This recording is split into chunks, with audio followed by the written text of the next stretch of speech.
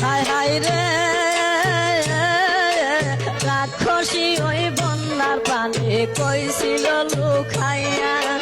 পাহাড় পর্বত ভাঙ্গা পানি উঠিল আসিয়া রাক্ষসী ওই বন্যার পানি কইছিল লুকাইয়া পাহাড় পর্বত ভাঙ্গা পানি উঠিল আসিয়া গুলা বরং দান বনাই নীল রে বাসায়া